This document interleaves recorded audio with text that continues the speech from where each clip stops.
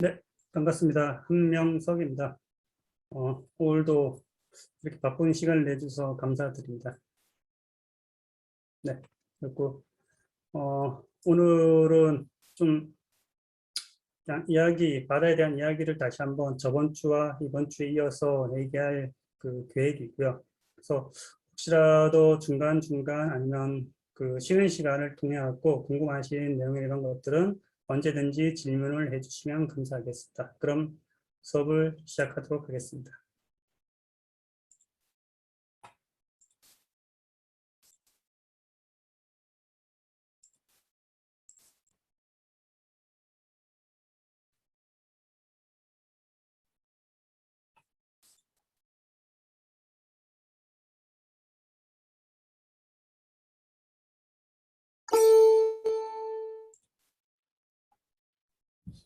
음,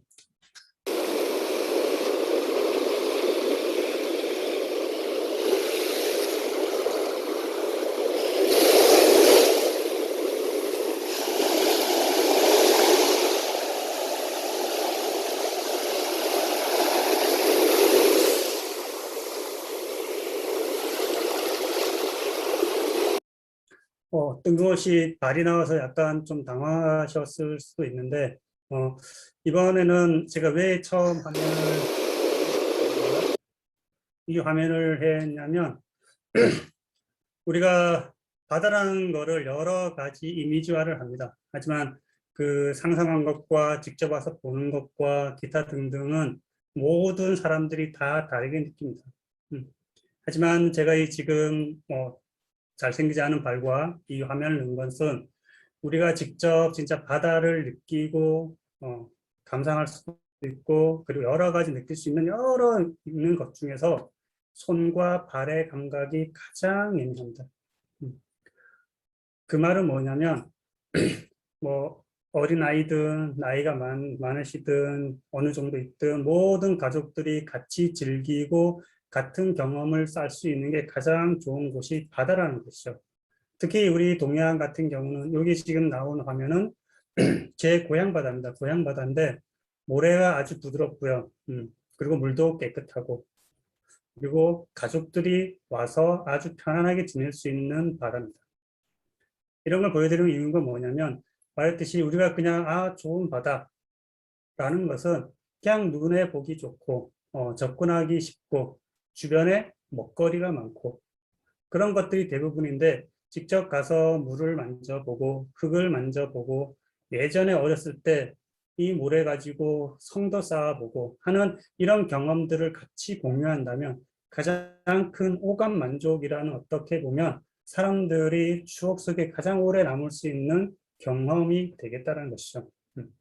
그래서 저 어떻게 첫 화면에 좀 발이란 게 나와서 좀 그렇지만 이 화면에 보시면서 가장 편안하게 느낄 수 있는 바다를 보여드리기 위해서 먼저 이 화면을 보여드렸습니다.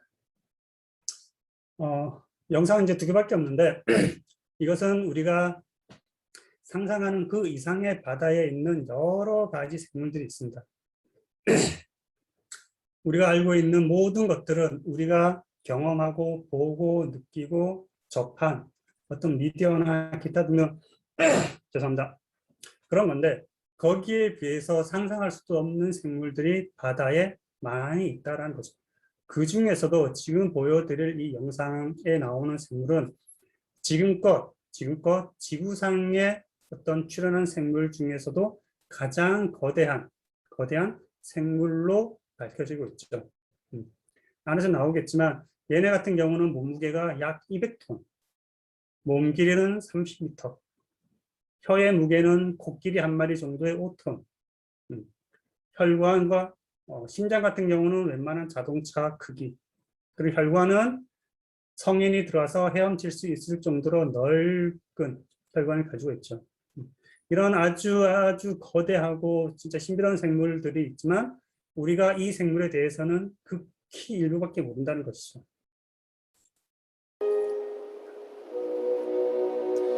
이곳은 드넓은 바다. 이렇게 보기엔 별로 커 보이지 않지만 저 물고기는 역대 지구상에 살았던 동물 중 가장 거대하다. 대왕고래. 몸의 길이는 30m, 무게는 200톤이 넘는다. 공룡보다도 훨씬 더 크다. 혀는 코끼리 한 마리의 무게와 맞먹고 심장은 웬만한 자동차의 크기와 맞먹는다. 그리고 일부 혈관은 사람이 헤엄칠 수 있을 정도로 넓다. 꼬리만 해도 엄청나다. 꼬리 하나가 웬만한 비행기의 날개만 하다. 또 화면이 잘 안 보이네요. 이렇게 얘기만 들으시는데 저 생물은 예전에 사람들이 인지하기 전까지는 약 30만 마리 정도가 지구상에 있었다고 추정을 하는데 지금 현재는 대략적으로 약 3,000마리 내외만 지금 지구상에 남아 있다고 판단되고 있다는 것이죠. 네. 그래서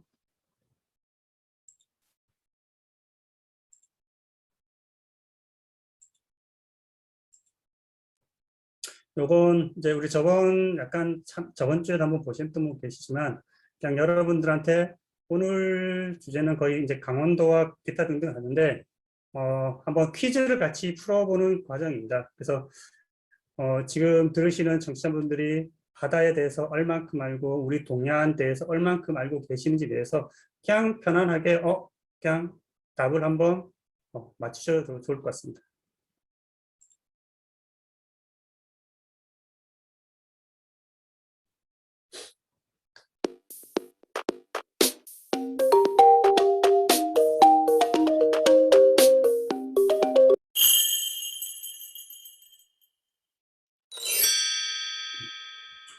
자, 보시면 만과 곶이라는 이념이 뭐냐면 우리 동해안 같은 경우는 이런 지형이 좀 있지만 그래도 우리들이 인지할 수 없는 곳이 되게 많습니다. 쉽게 생각하시면 튀어나온 곳, 인위적으로 튀어나온 곳은 항구가 있는 곳을 어떻게 보면 만이라고 보면 되시고 지금 우리 모래사장이나 이런 데 보면 모래가 많이 쌓이는 곳을 만이라고 보면 됩니다.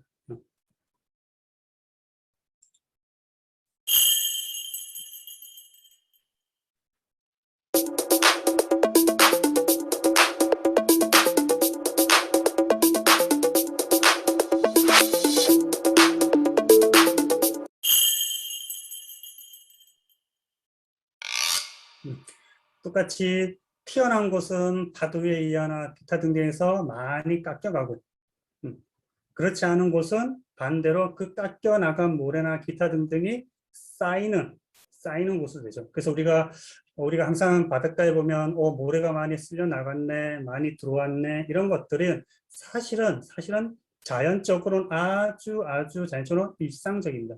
그리고 계절적으로도 어느 지역은 모래가 씻겨 나가고 어느 쪽은 다시 모래가 쌓이고 이런 것들이 반복적으로 일어나지만 이게 현재 왜 문제가 되냐면 인위적인 구조물, 그건 뒤에 또 얘기 되겠지만 그런 것들이 항구나 기타 등등 어떤 요트, 계류장, 기타 등등이 사람들이 만든 구조물에 의해서 그게 변화가 일어났다는 것이죠.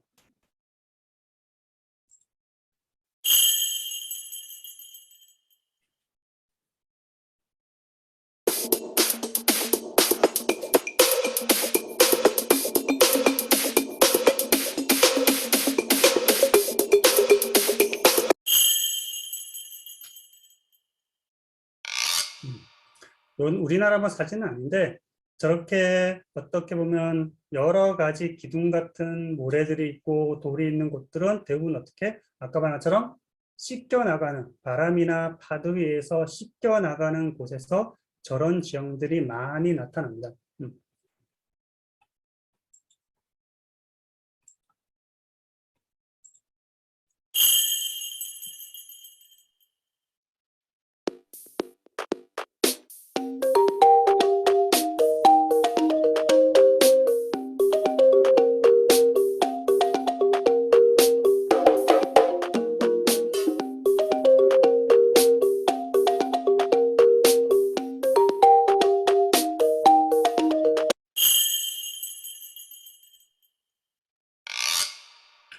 요거는 전문 용어로 에어포 시스템이라고 하는데 우리한테 가장 많이 들었던 말은 동해에 있는 추암, 촛대바위입니다. 촛대바위. 그 촛대바위가 이런 형태의 우리 구조물을 가지고 있는 거죠. 뭐 촛대바위뿐만 아니라 뭐 서남해안, 제주도, 울릉도 가도 저런 어떻게 육지와 붙어있던 구조물들이 시간이 지나서 씻겨 나간 다음에 독립되게 되어 있는 것을 시스텍이라고 합니다. 우리가 흔히 보는 건 촛대바위가 되겠죠. 동해안에서는.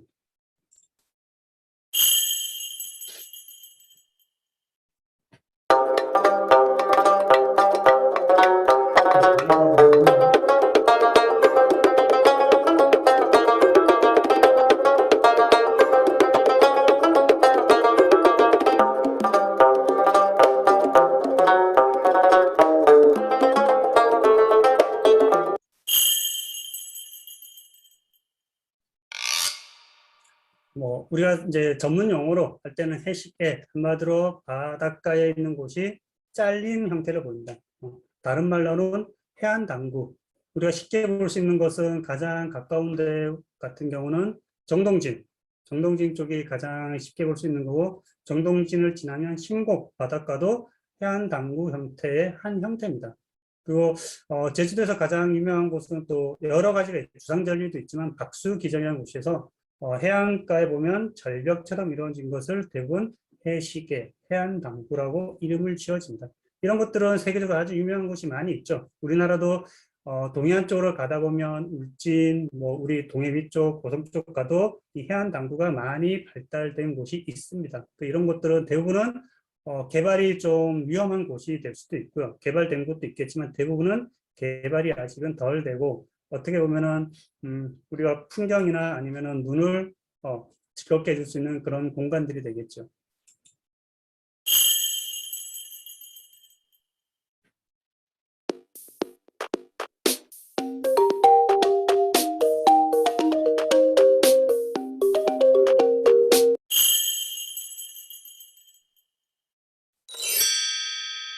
이건 아까 우리 처음에 나왔던 문제와 똑같죠. 곳과 만. 만에서는 뭐가 일어난다? 퇴적이 일어난다. 다른 곳에서 실려왔던 것이 이 안에서는 다시 쌓이는 현상을 보인다는 것이죠.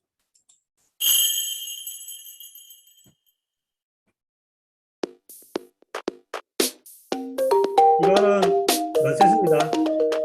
넌센스.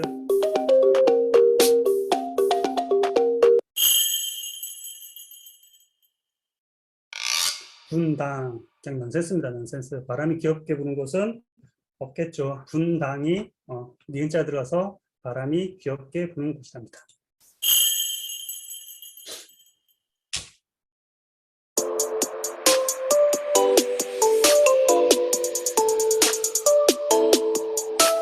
우리 대부분 이런 것은 동해안에서는 그렇게 많이 찾을 수 없습니다. 하지만 그래도 우리 많이 있죠.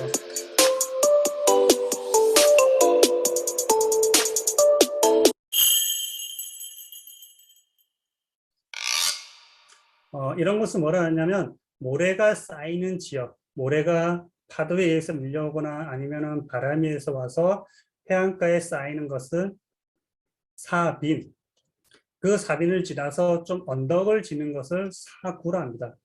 그래서 대부분 우리가 사빈 있고 그 뒤에 방풍리처럼 되어 있는 곳들은 대부분 사구가 시간이 지나서 식물들이 자라면서 어떻게 보면 자연스러운 방풍림을 이루는 거죠.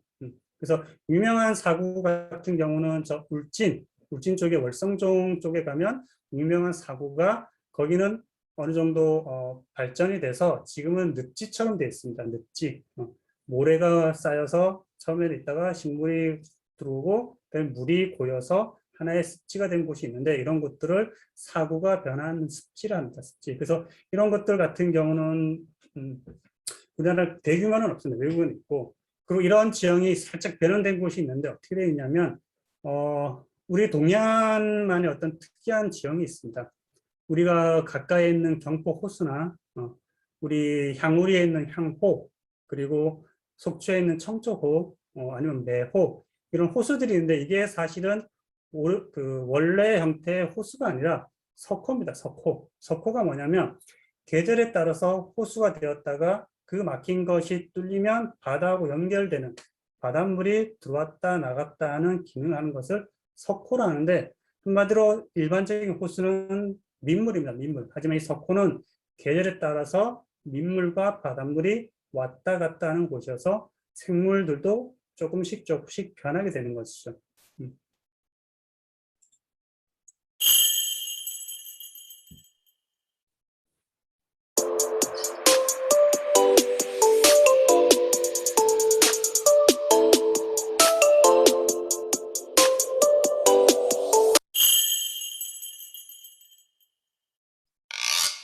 지금 우리 해수장이죠. 보통 우리 사람들이 관광객들이나 기타 등등 온 사람들이 대부분은 모래사장이 있는 해수욕장을 많이 갑니다.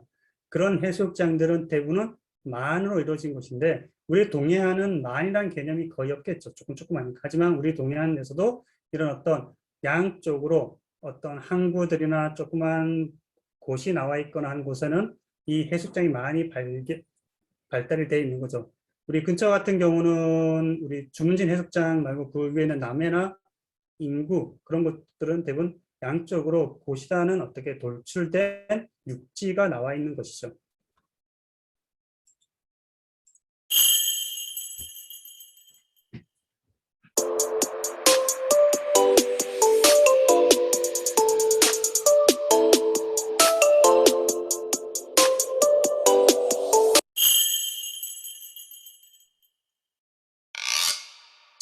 뭐 파란이죠. 파도와 바람에 의해서 이 모래들이 쌓인다는 것이죠. 그래서 이런 게 쌓이는 것이 어느 시기에 보면 사람들에 의해서 보면 절벽밖에 없고 모래가 쓸려 나가고 기다리는데 이것은 아까 말한 것처럼 자연적인 현상에 불과합니다. 하지만 인위적인 구조물에 의해서 이것들이 계절의 변화가 아닌 사시사철로 모래가 계속 씻겨 나가는 곳과 계속 쌓이는 곳이 이제 변동이 됐다는 것이죠.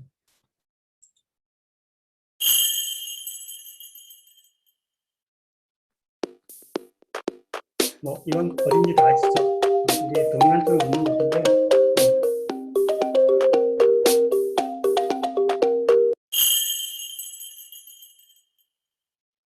뭐 이거는 뭐 갯벌은 우리 서해안 같은 경우는 전 세계적으로도 이 조차가 뭐냐면 밀물과 썰물입니다. 물이 들어오고 나가는 그 하루의 그 과정이 있는데 물이 가장 많이 들어왔을 때와 가장 많이 나갔을 때 이 차이 얼마만큼의 차이가 있냐를 조차라는데 서해안 같은 경우는 인천 같은 경우는 최대 약 9m 정도가 하루에 들어왔다 나갔답니다.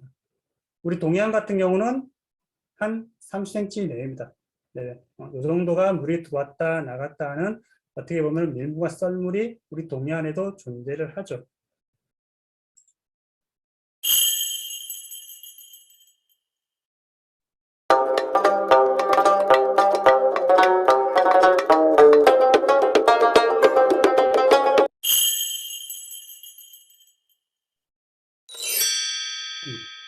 골고루 이루어진다면 저런 어떤 뻘이라는 개념이 뭐냐면 바닷가에 있는 여러 가지 쌓이는 물질 중에서 무거운 것들은 가까운데 가벼운 것은 점점 멀리 나가겠죠. 그렇다면 저 뻘이라는 것은 뭐냐면 아주 가벼운 애들이 물의 흐름에 의해서 그 근처에 쌓인다는 거죠. 가볍다는 말은 멀리 간다는 말인데 그에 반해서 물의 흐름이 없다면 바로 가라앉게 된다는 것이죠. 그래서 동해안 같은 경우는 파도 영향이 많으니까 모래질이 많고 서해안 같은 경우는 물의 흐름이 적으니까 뻘의 개념이 많다는 것이죠.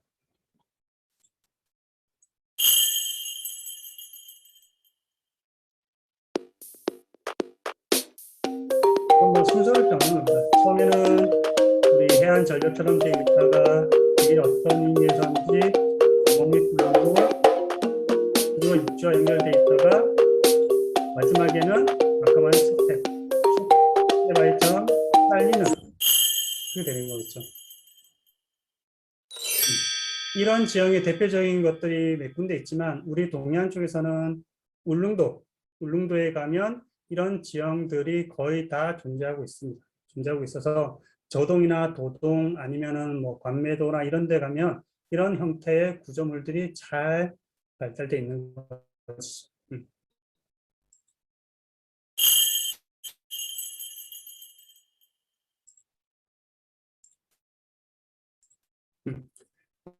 그리고 지금 잠깐 잠깐 퀴즈 푸셨는데 우리 동해안에서 여러분들이 오해하는 것들이 가장 큰 게 왜 바닷가에 갔더니 모래가 없어지네 아니면 또 많아지네 이런 것들이 사실 말한 것처럼 자연적인 현상입니다. 하지만 사람들에 의해서 아니면 사람들의 구조물에서 그게 더 촉발되거나 좀 더 감소하는 경향이 있지 이게 뭐 하루 단위에서 변하지 않지만 우리 최근에는 우리 주문진 뒤쪽이나 경포나 아니면은 남항진 쪽에 가면 이 어떻게 보면 변화하는 이 주기가 아주 빨라지고 있다는 것이죠. 그래서 사람들이 느끼기에는 왜 이렇게 바다에 모래가 없고 어떻게 보면 전경이 나빠지냐 하는 건데 그런 것들은 여러 가지 의미가 있겠죠. 이유도 있고 거기에 대해서 이제 오늘 얘기를 해드리겠습니다. 이 바다를 보시면 여기도 제가 고향 중에 하나입니다. 제가 사진을 가장 많이 찍는 곳 제 고향인데 이런 바다가 지금 현재는 어떤 문제가 있냐면 우리 저번 주에는 잠깐 얘기했지만 오늘 다시 한번 강조하는 게 그렇다면 전 세계적으로 기후 변화니 아니면 뭐 열대성 저기압이니 어디는 뭐 눈이 오거나 어디에는 열대지방에는 엄청난 폭우가 내리거나 호주에서는 최근에 아주 엄청난 큰 물이 났었죠. 이런 것처럼 전 지구적으로 기후 변화가 일어나는 것들이 대표적인 것 여러 가지 이유가 있지만 가장 큰 원인을 꽂으라면 수온 상승입니다. 수온. 바닷물이 뜨거워졌다는 거죠. 하지만 이 수온 상승이 바닷물이 뜨거워진 게 우리가 상상하듯이 5도, 10도 이게 아니라 전 세계적으로 수온을 다 측정을 했더니 100년 이내 전 세계 수온은 약 0.5도에서 0.6도 6도밖에 오르지 않았다는 것이죠. 겨우 1도도 되지 않는 이 수온 변화에 의해서 지금 우리 전 지구적으로 기후 변화가 일어나고 있다는 것이죠. 그래서 최근에 과학자들이 그리고 여러 정보들이 어떤 의미를 했냐면 앞으로 기온이 상승하는 이 텀을 예전에는 2.5도였습니다. 2.5도를 제한을 하자는데 최근에는 다시 1.5도로 내리자라는 여러 가지 성명서를 내고 있습니다. 그 의미가 뭐냐면 지금 같은 속도로 그 기온이나 수온이 오른다면 더더욱 큰 대재앙이 일어난다는 것이죠. 근데 이 수온 상승으로 인해 갖고 발생되는 게 뭐냐? 바닷물이 점점 차오르겠죠. 차오르는데 이 속도가 가히 사람의 어떤 힘으로서 막을 수 없을 정도로 급속도로 일어났다는 거죠. 뒤에 자료를 보여드리겠지만 이제 한 30년에서 50년 이내에 사람들이 살아가고 있는 대도시급들이 있는데 전 세계 인구의 약 3분의 1, 지금 약간 줄었지만 그 많은 인구들이 밀집해 있는 곳들이 대부분은 해안가입니다. 해안가. 바닷가에 있는 어떤 도시들이 많이 발달되고 사람들이 사는데 그것들이 이제 20에서 30년 내에 이 해수면 상승 속도에 맞추면 거의 다 물속에 잠긴다라는 거죠. 잠긴다라는 거. 그래서 수온이 따뜻해지고 기온이 올라가고 기타 등등하면 뭐 남극과 북극에 있는 만년선, 만년빌, 기탕등 등 아주 많은 물들이 바다로 들어오면 해수면이 점점 오른다는 거죠. 그 내용은 뒤에 좀 있어요. 그건 한번 자료를 보면서 얘기 한번 하겠습니다.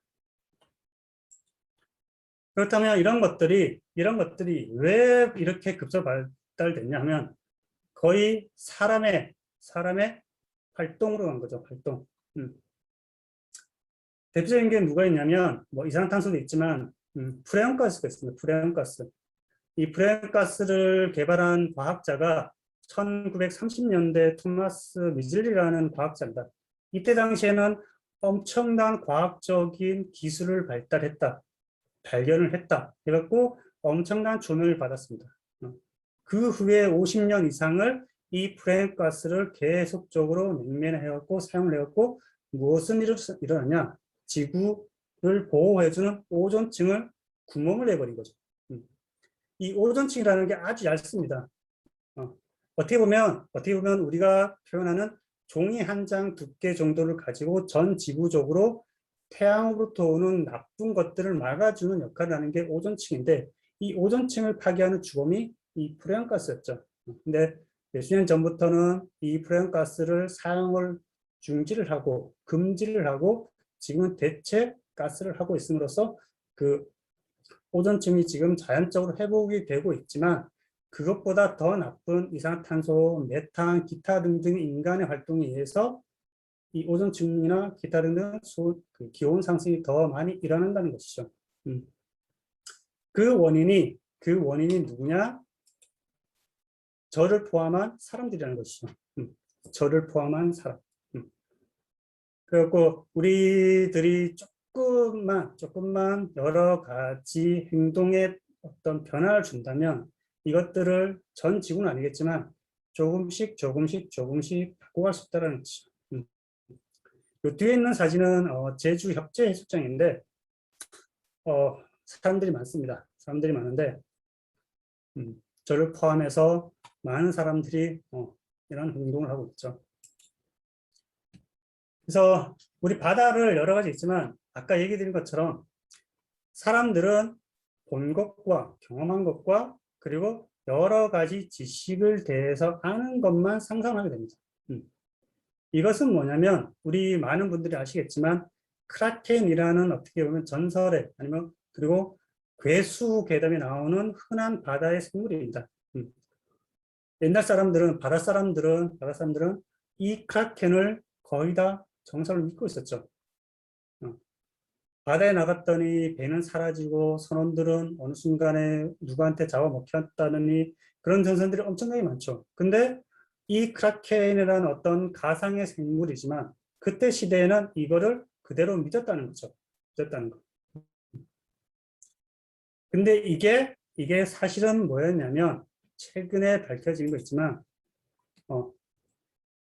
대왕 오징어인데 몸 길이가 아직까지 얘에 대해서는 많이 밝혀지지 않았습니다. 얘 같은 경우는 한 15m에서 20m까지 자라는 것도 뭐 발견된다 하고 그리고 작은 것들은 뭐 몇 미터짜리도 있고 근데 얘네들이 살아서 움직이는 건 거의 촬영이 되지 않았고요. 어떤 이유에서인지 몰라도 바닷가에 죽어 있거나 떠내려오거나 그리고 선원들이 물 위에 떠 있는 죽어 있는 개체들을 가져와서 연구하는 게 좀 대부분입니다. 또 하나는 뭐냐면 향유고래, 고래 중에서 꽤 이빨이 나 있는 고래인데 걔네들의 몸에 보면은 여러 가지 상처가 있는데 특징적인 상처는 뭐냐면 오징어류나 문어류에 의한 빨판에 의한 상처가 많고 걔네들의 위를 조사했더니 오징어 이빨, 우리 혹시 보셨지 모르겠지만 이렇게 생긴 이빨 같은 게 있는데 그런 이빨류가 많이 발견된다는 것이죠. 이 향유고래는 뭐냐면 수심 약 1000m까지 들어가서 여러 가지 해양생물, 자기의 먹이를 먹고 자란다는 거죠. 그래서 과학자들 추정컨대 1000m에서 약 500m 이내 정도의 이 대왕 오징어가 서식하고 있지 않을까라는 추정을 하고 있는 거죠. 추정.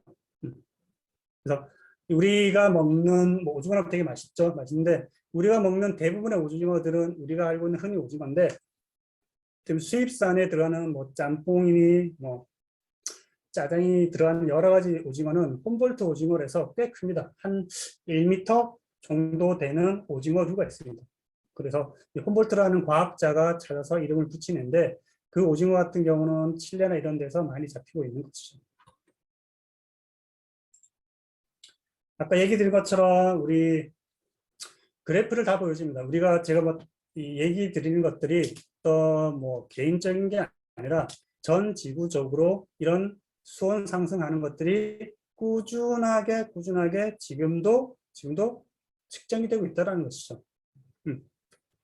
그런데 전 지구적으로는 약 0.5도에서 0.6도밖에 오르지 않았지만 저번 주에 들으신 분 있겠지만 우리나라 같은 경우는 어떤가라는 게 이슈가 되겠죠. 우리나라의 수온은 얼마나 올랐을까? 지금 동해안 같은 경우는 잡히지 않던 물고기가 잡히고 제주도에 있던 물고기가 잡히고 돔류가 많이 잡히고 뭐 참치류, 다랑어류, 기타 등등 예전에는 동해안에서 나지 않았던 애들이 지금 현재 동해안에서 많이 나오고 있다는 거죠. 그래서 바닷가나 아니면 어시장 이런 데 가면 예전에는 전혀 보이지 않던 애들이 많이 보이고 있다는 거죠.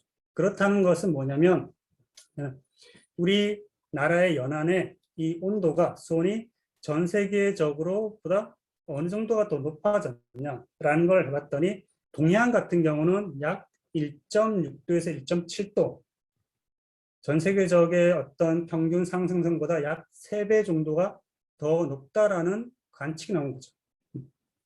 그 말은 뭐냐면 전 세계적으로 약 0.5도, 6도밖에 안 오르는데 기후 변화가 엄청나게 일어나는데 우리나라는 그것보다 3배에서 4배 정도 되는 기후 변화가 있다는 것이죠. 그래갖고 이게 장기적으로 간다면 우리나라 전역에서 다양한 아니면 아주 극심한 기후 변화가 더더욱더 빈번하게 발생될 수도 있다는 것이죠.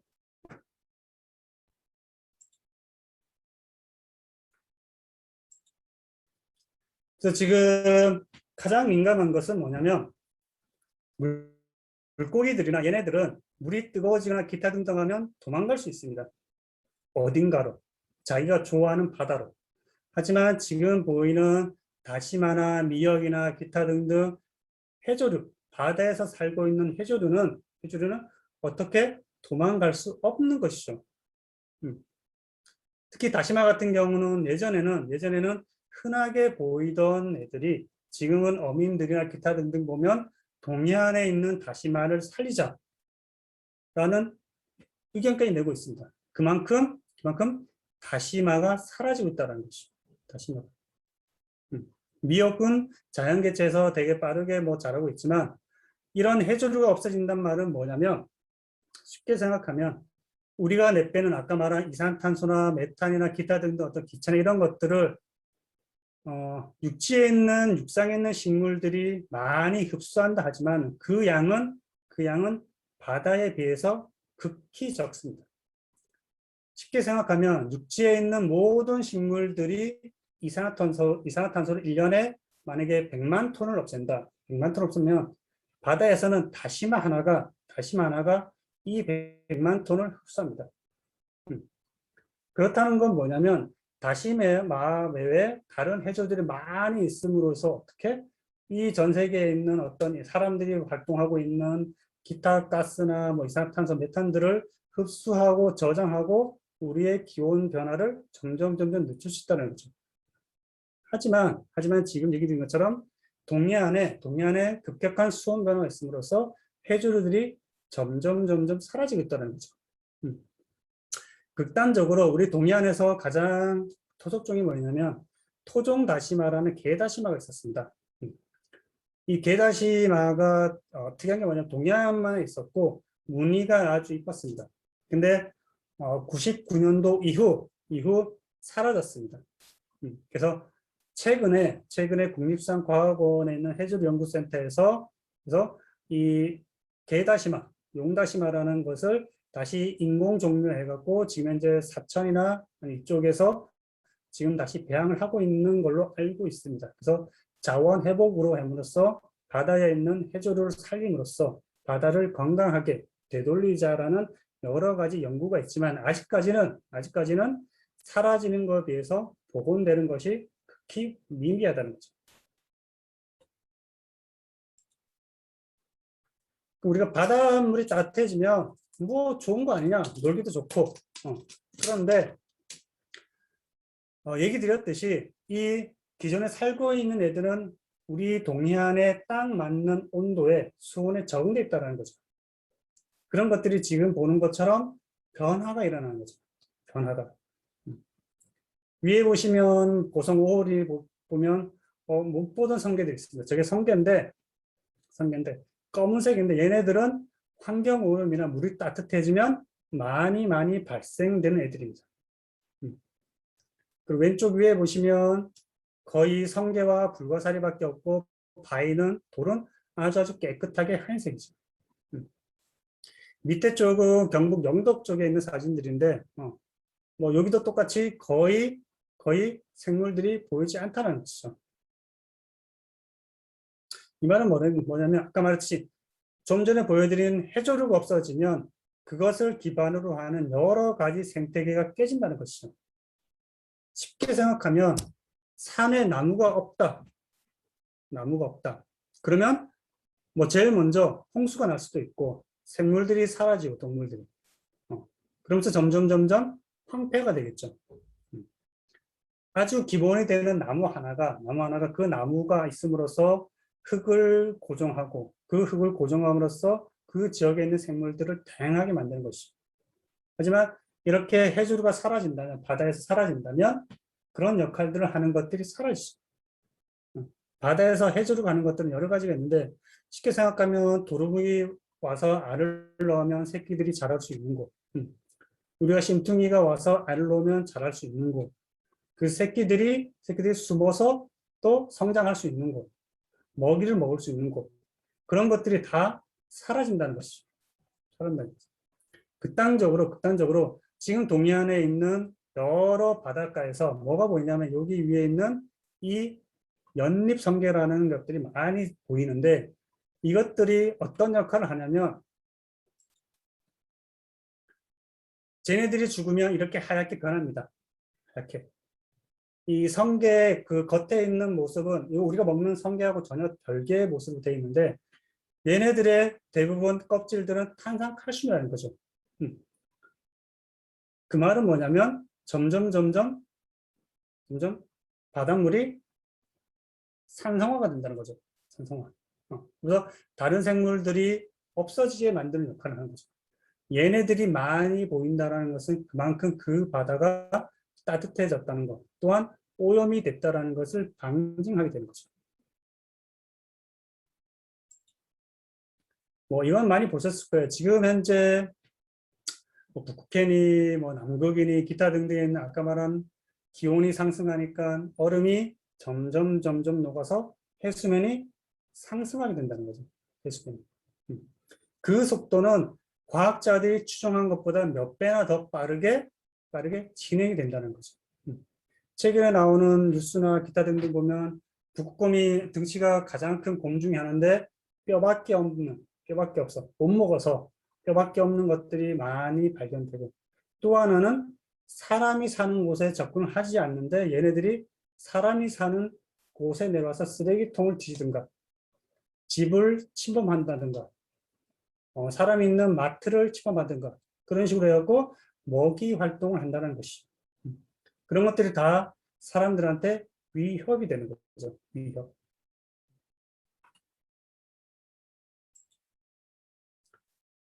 우리나라 같은 경우는 이 수온이 따뜻해서 무슨 문제가 있냐면, 그만큼 우리나라 우리들이 회를 많이 먹습니다. 회를 많이 먹는데, 대부분 양식 어류 같은 경우는 남해안에 많이 집중되어 있습니다. 남해안에. 왜냐하면 동해안 같은 경우나 서해안 같은 경우는 약간 극단적인데, 동해안은 파도가 너무 쳐서 양식이 안 되고, 서해안 같은 경우는 뻘 때문에 양식이 안 되고, 남해안은 적당하게 파도가 쳐지고 그리고 물이 따뜻하고 그래서 먹을 게 많아서 양식을 많이 하는데, 단 4월과 5월에 물이 따뜻해지면 무슨 일이 있냐면 적조라는 게 나타나요. 적조. 적조가 뭐냐면 식물 플랑크톤 중에서 빨간색을 띠는 식물 플랑크톤이 대량으로 번식한다는 거죠. 그 대량으로 번식한다는 정도가 어느 정도냐면 쉽게 생각하시면 그냥 일반적인 물이 찐덕한 진흙처럼 죽처럼 변한다는 겁니다. 죽처럼. 그럼으로써 어떻게 하냐, 얘네들이 양식장에 가서 양식 어류를 죽이고, 그리고 또 얘네들이 많음으로써 급격하게 산소가 늘어나고 밑에는 산소가 없어지게 되고, 그래서 얘네들을 죽이려고 뭘 하냐면 뭐라는, 우리나라 같은 경우는 여러 가지 방법을 쓰는데 가장 단순한 방법을 씁니다. 황토를 뿌려버립니다. 황토 살포하는데 여러 가지가 이유가 있지만, 황토 뿌리는 게 황토가 작은 입자로 되어 있으면 얘네들이 저 식물 플랑크톤을 흡착을 해서 바닥에 가라앉습니다. 그래서 위에서 보면 그 빨간 물이 점점 사라지는 게 보이는 거죠. 하지만 이것은 엄밀히 말하면 임시 방편밖에 안 된다는 거죠. 임시 방편. 무슨 얘기냐? 얘네들은 온도가 좋거나 먹을 게 많아서 막 번성하다가 환경이 안 좋으면 다시 휴먼을 해서 조그만 알 같은 거 만든다. 알. 그래서 바닥에 내려앉습니다. 죽지 않고. 이걸 연구하신 분이 이 알을 한번 찾아봤더니 쉬는 기간, 한마디로 얘가 언제까지 쉴 수 있는지 쭉 추적을 해봤더니 어떤 알들은 약 100년까지도 쉬었던 게 나타난다는 거죠. 그걸 다시 실험실이나 기타 등등에서 어떻게 쭉 번성을 시켰더니 그냥 새롭게 뿅 하고 살아난다는 거죠. 그래서 얘네들이 나오면 또 얘네들 모양이 되게 날카롭습니다. 이렇게 현미경으로 보면. 그러면 물고기들은 아가미로 숨을 쉬는데 그 아가미를 공격해갖고 물고기를 죽여버리는 거죠. 그럼으로써 기타 등등 여러 가지 발생을 시키는 거죠. 얘네들을 여러 가지 해결할 수 있는 방법은 지금도 나와 있지만 어민들한테는 비용이 많이 들고 설치도 하는 것도 여러 가지 문제고 관리하는 것도 문제여서 지금 현재 가장 쉬운 아까 말한 황토 살포가 가장 쉬운 방법 중에 하나입니다. 우리 동해안 같은 경우는 이런 문제는 많이 없지만 단 파도에 의한 파괴가 많죠. 파도에 의해. 그래서 예전에는 내파성 가두를 해서 파도에 강한 플라스틱류를 써서 지금은 양식을 하고 있습니다. 우리 동해안 같은 경우는 뭐 대서양 연어나 아니면은 뭐 우럭 이런 것들도 있고요. 지금 동해안 우리 이쪽 뭐 강릉, 저쪽 삼척, 이쪽 고성 쪽에는 연어도 지금 하고 있습니다. 그래서 내파성 가두에서 내부성 가두에서 바다에서 단단한 플라스틱 가지고 양식을 하고 있는데 서해안 하면 그리고 제주도에 없는 육상 양식장에 비해서는 그 양이 극히 적다는 것이죠. 이게 이제 황토 뿌리는 겁니다. 보시는 바와 같이 황토를 뿌리면 눈에 보일 정도로 얘네들이 사라집니다. 사라지는데 말한 것처럼 임시방편입니다. 임시방편. 얘네들은 한번 싹 사라졌다가 다시 온도가 높거나 먹을 게 많으면 다시 살아납니다. 그래서 얘네들을 완전히 없앨 수는 없고 이거를 예방한다는 것은 여러 가지 의미가 있는데 한마디로 물을 깨끗하게 쓰고 물을 오염시킬 원인을 적게 배출하는 게 가장 좋다는 것이죠.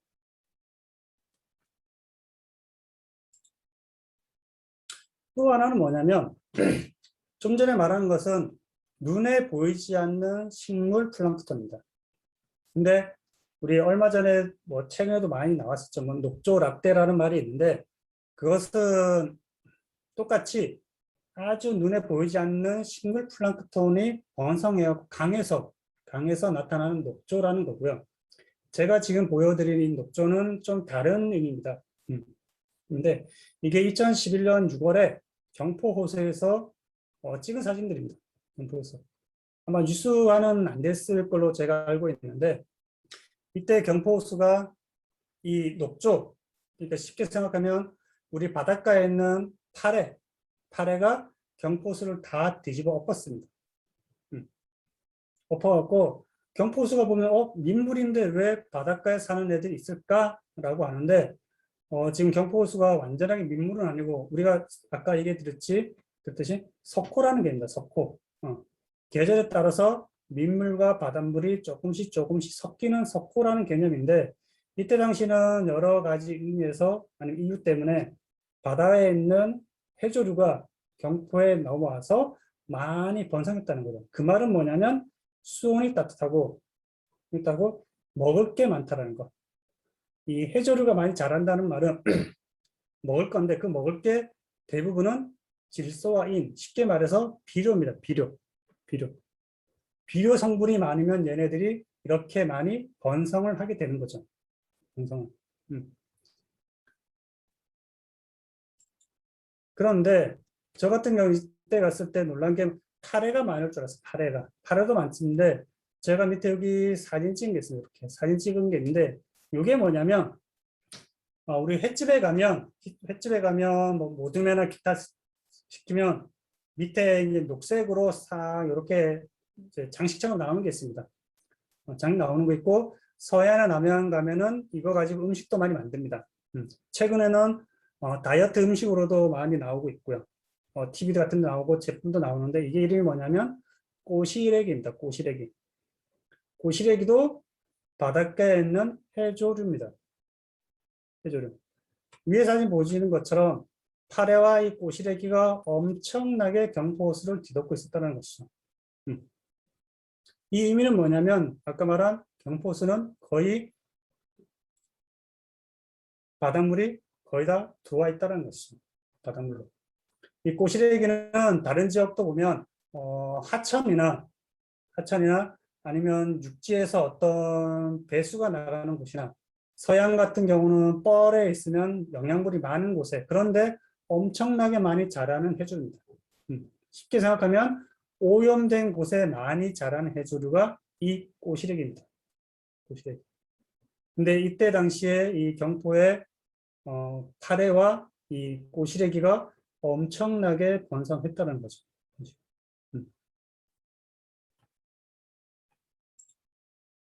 근데 이게 우리나라 문제뿐만 아닙니다, 사실은. 지금도 엄청난 이슈화가 되고 있는데, 이것은 중국 청도입니다, 청도. 칭다오인데, 여기 같은 경우는 사실 우리나라보다 더 심각한 지금 일이 일어나고 있죠. 처음 이게 일어났을 때, 녹조가 일어났을 때는 심각하게 받아들이지 않았는데, 이 청도가 산업화되고 점점 공업화되면서 청도가 있는 서해안 쪽으로 많은 영양분과 수온이 따뜻해지니까 이 녹조가 갈수록 심해지고 있다는 거죠. 심해지고. 2015년인가 16년 그때는 이 청도에서 세계 요트 대회도 열리고 세계적인 요트 대회인데 그 대회가 열렸는데 이 녹조로 인해서 거의 경기가 이루어지지 않는 경우가 되게 많이 있었죠. 지금도 매년 여름 시기에 여름 바로 전에 이런 녹조가 대량으로 발생해갖고 엄청난 인력을 투입해서 제거를 하고 있죠. 한 번 더 얘기 드릴게요. 이 엄청나게 하는데 문제는 해조류가 여러분들 혹시 뭐 다 만져보셨겠지만 철회하기가 아주 애매합니다. 그냥 모아서 태워버릴 수도 없고 태워버릴 수 없는 건 수분이 많고 그리고 그 안에 들어있는 여러 가지 유해 성분들이 있는 거죠.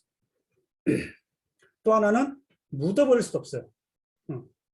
아까 말했듯이 얘네들의 몸에 있는 얘네들이 자라는 것들은 질소와 인, 기타 등등 기타 있는 여러 가지 오염물질이 되는 거죠. 그것들이 대량으로 땅속으로 흡수된다면 또 다른 환경 문제가 된다는 거죠. 그래서 대부분들은 어떻게 처리하느냐? 모읍니다, 이렇게. 또 여러분들이 혹시 다시마 들어보셨겠지만 얘네들 몸이 전체가 거의 물로 됐어요, 물로. 엄청나게 무겁다는 거죠. 얘네들을 수거를 해서 건조시킵니다. 수분을 날려버리죠, 수분을 날려버리면 1kg, 만약 1kg다. 1kg면 약 50에서 100g 밖에 안 됩니다. 거의 90% 이상이 날아가 버리죠, 물로써. 그래서 나머지를 수거를 해서 비료, 아까 말한 비료 성분 들어가고 아니면 사료, 동물들 사료나 아니면 물고기 사료나 이런 걸 만들고 기타 등등 또 다른 산업적으로 씁니다. 근데 대부분은 아직까지는 그 양은 미비하고 대부분은 아까 말한 수분을 날려버리고 폐기하는 물건으로 가버리는 거죠. 우리나라도 지금 뭐 녹조나 기타 등등 있으면 그걸 처리하는 게 되게 많이 문제가 되고 있는데 중국 같은 경우는 그게 더더욱 또 심하다는 거죠. 더 심한 거는 최근에 또 문제가 나온 거 있었죠. 제주도 같은 경우는 중국에서 떠내려온 모자반에 의해서 양식장이 망가졌고 마을 어장이 망가졌다, 기타 등등 많은 말이 나오고 있어요. 이 모자반류도 물이 따뜻해지거나 영양분이 많으면 급속도로 자라는 애 중에 하나입니다. 근데 그런 것들이 떨어져서 우리나라 쪽으로 아니면 제주도 쪽으로 와갖고 어민들이나 지역 주민들한테 피해를 극심하게 입히는 거죠. 반대로 우리나라에서도 그런 것들, 해조류가 번성이 일어나서 다른 나라 쪽으로 가는 것도 있지만 이 중국 쪽에서 넘어오는 그 양이 어마어마하기 때문에 약간 우리나라에서 나가는 건 미비하다고 볼 수 있다는 것이죠. 그리고 서해안이 갇혀 있는 곳이기 때문에 이런 일들이 더욱더 빈번하게 발생하고 있다는 것이죠. 그리고 이런 것들이 우리나라에도 지금 영향을 미치고 여러 가지 문제가 되고 있는 것들이 지금 현재 해양 오염 문제 중에 하나가 이런 부영양원에서 먹을 게 너무 많아서 다른 애들이 엄청나게 자란다는 거죠. 드렸듯이 뭐 적조와 녹조와 기타 등등 여러 가지가 문제가 있는데 처음 얘기 드렸듯이 사람들은 직접 보지 않거나 그런 것들은 다른 사람이 얘기한 것들은 다 상상을 하게 되는 거죠. 예전에 뭐 우리나라는 이런 전설이 거의 없지만 외국 같은 데 같은 경우는 유령선이라고 해갖고 아주 흉흉한 소문들이 많이 있죠. 어떤 항구에 들어오는 배들은 구멍이 뻥뻥 뚫려 있는데 어떤 배들은 멀쩡한 배가 들어오는데도 사람은 한 명도 없다. 아무런 어떤 침입이나 어떤 공격 당한 게 없는데 사람은 전혀 없더라. 라는 여러 가지 사실들이 있는 것으로 사람들은 상상의 나래를 펴서 하나의 영화를 만들게 되는 거죠. 유령섬이라는. 사실은 이런 것들이 왜 발생되냐면 아까 좀 전에 끝마치기 전에 얘기했던 중국이나 아니면 이런 여러 가지 해조류들이 막 떠다니는데 망망대해, 지금 같은 경우는 이런 일이 없겠지만 예전에는 엔진이 없고 사람이 노를 젓거나 바람에 의해서 흘러가야 되는데 바다 위에서 갑자기 많은 엄청나게 두껍게 쌓여있는 모자반이나 해조류가 있다면 배가 가다가 턱 걸립니다. 근데 바람도 불지 않아. 그러면 일주일, 열흘, 한 달씩 같이 있다면 이 배에서는 더 이상 생존을 할 수 없게 되는 거죠. 그럴까요? 먹을 것도 많이 실릴 거 있을 때 왜 사망 사고가 있느냐? 예전에는 고기나 이런 것들을 많이 먹을 수 있는데 잇몸이 썩거나 잇몸에서 피가 나거나 여러 가지 질병들이 많이 있습니다. 그중에서 가장 무서운 병이 뭐냐면 선원들이 가장 많이 걸리는 괴혈병이라는 게 있습니다. 괴혈병. 그게 뭐냐면 말한 것처럼 점점 몸에 이상이 생기면서 썩어간다는 것이죠. 이 문제는 뭐냐면 신선한 고기도 많이 먹고 물도 많이 먹는데 점점 사람들은 죽어가요. 배를 나중에 찾았더니 사람은 한 명도 없고 배만 멀쩡해. 그게 뭐냐면 신선한 야채를 구할 수 없어서 비타민 C가 부족해서 그 괴혈병이 걸리는 것이죠. 예전에는 괴혈병이랬다가 지금 약간 다른 병을 하는데 지금은 뭐 의료가 많이 발달되었고 다른 원인들을 많이 찾았는데 그 전에 1700년대, 1800년대하고 1900년대 때는 비타민 C가 부족해서 이런 현상이 나더라라는 걸 밝혔죠. 그 다음에 우리 여러분들이 알듯이 뭐 바이킹이나 아니면은 뭐 중세 어떤 항해 시대 보면은 맥주를 먹거나 기타 등등 나온 게 뭐냐면 거기가 다 비타민 C를 해결하기 위한 방안입니다. 럼무 먹거나. 그래서 가장 좋은 게 뭐냐면 외국에서는 피클, 쉽게 말하면 오이 절임 아니면 야채 절임 문화가 많이 발달됐다는 거죠. 그래서 이렇게 배들이 묶여 있다가 저런 해조류가 어느 순간 되면 싹 사라지면 배들이 자기 스스로 혼자 움직인다는 전설을 만들어낸 거죠.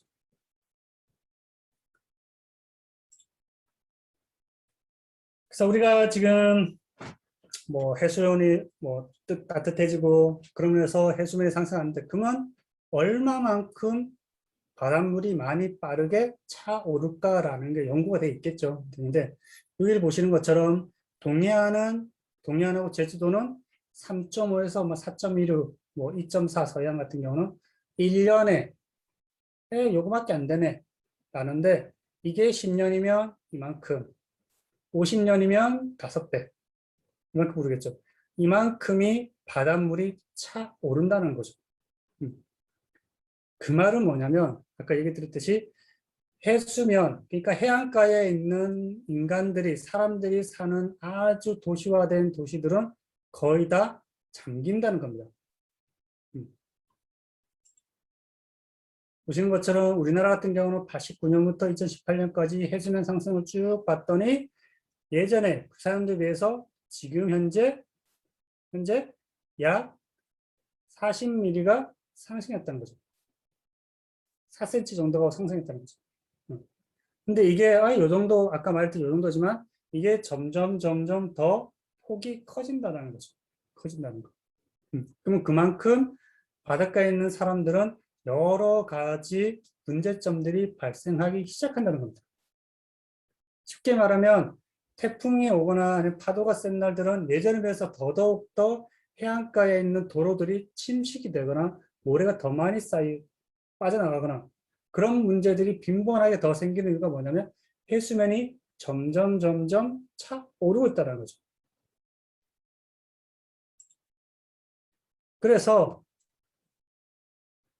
상승 예측치를 쭉 봤더니 2100년대, 그러니까 지금부터 많이 꽤 남았죠. 하지만 이게 어떻게 보면 말했듯이 어떤 우리가 행동을 하지 않거나 기타 등등 변화됨이 없다면 이와 상승폭은 더 커지게 된다는 거죠.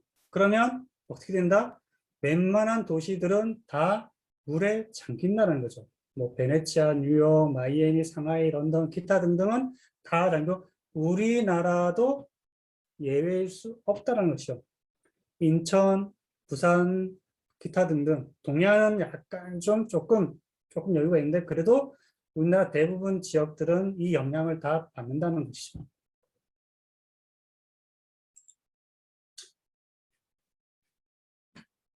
지금 뭐 중국 상하이나 인도 문바이 이렇게 전 세계적 문제입니다. 전 세계적으로 이게 빨간색이 원래 있는 육지입니다. 육지인데 파란색이 물에 잠기는 곳을 시뮬레이션 한번 해봤어요. 중국 상하이 같은 경우도 거의 3분의 2 이상이 잠기고 인도 같은 경우도 3분의 1 지역이 다 잠기로 나오는 거죠. 잠기는 거죠. 근데 더 충격적인 연구가 나온 게 이것 때문에 이제 여러 과학자들이 했는데 또 다른 것도 있겠지만 베트남 경우는 아주 심각한 결과가 나왔습니다. 예전에 이 시뮬레이션 했을 때는 우리가 아까 말한 뭐 2.5도의 기온을 맞춰주고 더 이상 뭐 여러 가지 사람들이 행동하고 국제를 한다면 해수면이 올라가는 속도가 낮아질 거라는 시뮬을 했는데 그때는 베트남의 약 2분의 1 정도가 잠긴 걸로 나왔는데 이 데이터를 최근에 속도로 맞춰봤습니다. 속도로 맞춰봤더니 베트남은 다 잠기는 걸로 나온 거죠. 잠기는 걸로. 그렇다는 건 뭐냐면 2050년이니까 이제 30년 내입니다. 30년 내에 베트남은 사라진다는 거죠. 사라진다는 거. 이게 지금 현재도 진행되고 있다라는 사실입니다. 뭐 우리나라 같은 경우도 이렇게 빠르게 상승되고 있죠. 그걸 보여주는 게 뭐냐면 같은 곳을 찍은 겁니다. 같은 곳을 찍은 곳인데 등대가 빨간 등대가 이쁘죠. 이쁘고 바위가 이렇게 보이고 있고 한데 얘네들이 물이 차가오르면 어떻게 됩니까? 약간 다른 장소 찍었지만 다 물에 잠기는 현상이 나타나는 거죠. 지금 현재 우리나라의 어떤 도시들이나 아니면 새로 개발되는 지역 보면 대부분 다 해안가에 다 집결하고 있다는 거죠.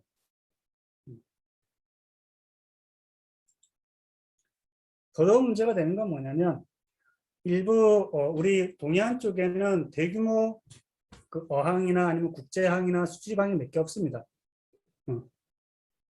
뭐 국제항이나 아니면은 우리가 말하는 국가항 그리고 뭐 수출입항도 뭐 삼척 있거나 아니면 속초, 강릉항 몇 개 대부분 이렇게 소규모의 어항밖에 없다는 거죠.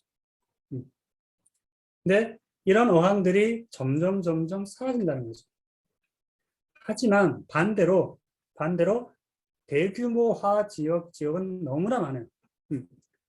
최근에 한 20년 이내에 서해안 같은 경우는 전국항이라는 곳이 있는데 진짜 요 지금 보이는 사진보다 더 작았습니다. 근데 배후시설, 한마디로 그 지역의 관광타운, 뉴타운, 해상발전단지, 그리고 요트 경기, 기타 등등 그 배후시설을 두면서 이 항이 어마어마하게 커지면서 그 지역이 한마디로 신도시처럼 변해갔습니다. 이렇게 작은 항이 우리나라의 대부분을 다 80, 90% 차지고 있지만 반대로 작은 항이 배후시설이나 기타 등에서 어마어마하게 커지는 경향이 있다는 것이죠. 이게 지금 전국항인데 약간 화질은 나쁩니다. 이 항이 아까 말한 것처럼 조그만 항이었던 것들이 요트 계류장부터 해갖고 기타 등등 여러 관광 인프라가 들어오면서 그 주변 상권부터 엄청나게 커진 예가 이겁니다. 전국항. 뭐 이뿐만 아니라 뒤에 보여드릴 사진도 있는데 그 배후가 그리고 그 주변에 어떤 관광 인프라가 어떻게 깔려 있고 어떻게 접근할 수 있는지에 따라서 관광 인프라로서의 항의 역할이 완전히 바뀝니다. 단순하게 물고기를 잡아서 파는 어항으로 존재할 건지 그거에 플러스 관광과 아니면 기타 등등 정주 여행 기타 등등 여러 가지 섞어서 또 다른 관광 인프라를 만들 것인지는 전혀 별개가 진행되는 거죠. 아까 말한 것처럼 해안가는 지금 점점 사라지고 있다는 거죠. 근데 이것을 극복할 수 있는 것은 거기에 비해서 또 다른 살아남을 수 있는 무언가를 만들어야 된다는 거죠.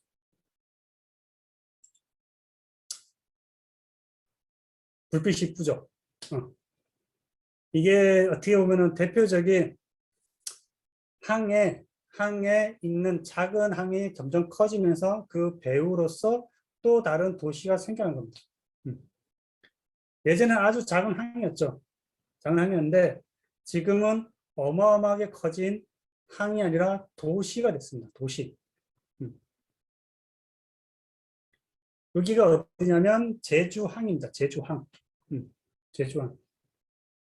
뒤쪽에 이제 북제주에 있는 저 전경인데 예전에는 제주항이 작았죠. 근데 이 제주항이 국제에 있는 여객터미널부터 해갖고 우리나라 섬에 가는 배, 기타 등등 그 옆에 공항, 그 외에 여러 관광단지 들어오면서 그 뒤로도 계속 뻗어나가는 영향을 보이는 거죠. 전체로. 이런 것들은 어떤 단순한 그 항의 역할이 아니라 그 지역 전체를 아우르는 하나의 항의 역할을 하고 있다는 거죠. 하지만 우리 동해안 같은 경우는 어떠냐? 보이십니까? 불빛이 끊깁니다. 뭐 정확하게 위치는 제가 이제 항 어디라는 걸 뭐 정확하게 저도 가면서 잘 모르는데 대부분들은 우리 주문진 항하고 저쪽 경포에 있는 남항진 그쪽 위쪽에 있는 항하고 대부분 되어 있습니다. 불빛이 항에만 국한되지 그 뒤쪽으로는 거의 암흑으로 끝납니다. 몇몇 주요 도로를 빼고서는 뒤쪽으로는 거의 다 암흑입니다. 주문진과 강릉 빼고는 다 암흑으로 되어 있습니다. 이런 것들이 어떻게 보면 관광 인프라부터 아까 말한 위에 있는 부대 시설 아니면은 여러 연계되는 산업들이 어떻게 묶여지냐에 따라서 그 주변에 완전한 다른 생활 공간이 생겨버린다는 거죠. 그런데 이런 어떤 좋은 것도 많죠. 우리 사람을 위해서. 근데 이 사람의 욕심에 의해서 아까 것처럼 수온이 상승하고 여러 가지 있는데 이런 걸 또 하냐라는 문제가 있고 또 하나는 그럼으로써 필연적으로 발생하는 여러 가지 환경 파괴가 있을 수밖에 없다는 거죠. 이 사진은 서돌에 있는 그 아들바이라는 곳입니다. 관광 개발이 되기 전 여기에서는 예전에 뭐 해삼, 문어, 게, 기타 등에서 많은 관광 인프라, 그러니까 사람들이 찾아는 가지만 환경이 그대로 남아있는 공간이었죠. 그런데 이것을 사람에 좋게 눈에 보기 좋은 거 만지는 게 아니라 우리 처음에 화면에서 봤듯이 바다는 만지고 그리고 느끼고 하는 것들이 오감이 돼야 되는데 그런 걸 없애고 단순하게 깨끗하게 만들어라 해서 어떻게 만들었냐? 이렇게 만들었습니다. 아주 깨끗하죠? 다 우리가 사람이 편하게 찾아갈 수 있는 곳, 편하게 볼 수 있는 곳. 단 바다를 직접적으로 느낄 수는 없게 만들어버린 거죠. 뭐 그 대신 이걸로 인해서 뭐 지저분한 건 없어지고 사람들을 또 다른 어떤 접근성을 크게 만들죠. 하지만 여기도 조그만 항구인데 이걸로써 역할은 끝난 거죠. 자연환경을 그대로 갖고 가느냐 아니면 변형을 시켜서 사람한테 좋게 만들어서 또 다른 걸로 만드냐는 다른 문제가 또 끼어 있겠죠. 뭐 이런 예들은 우리나라 전역에서 일어나고 있죠. 일어나고 있고 뭐 여러 가지 이런 파괴들하고 지금은 또 다른 게 뭐냐면 다시 복원하자. 예전에는 파괴가 중점이었지만 지금은 어떻게 잘 자연과 맞물리고 자연과 다 어울리게 만드냐가 가장 큰 숙제로 만들어지죠. 그래서 이런 것들로 인해 갖고 여러 가지 게 이제 빼놓을 수 없는 게 사실은 이제 아까 말한 여러 가지 세계 중에서 오염 문제가 또 빼놓을 수 없죠. 뭐 수온이 상승하고 핵수 오르고 기타 등인데 오염 문제는 더더욱더 우리 인간 활동하고 뗄래야 뗄 수 없는 것이죠. 빨간 지역이 아까 얘기 드린 것처럼 전 세계에 있는 인구 밀집 지역입니다. 인구. 그리고 이 지역에서 해양 오염이 가장 많이 발생되는 곳도 저 인구 밀집 지역입니다. 그리고 아까 말한 이산화탄소 배출이 가장 많은 곳도 저 지역입니다.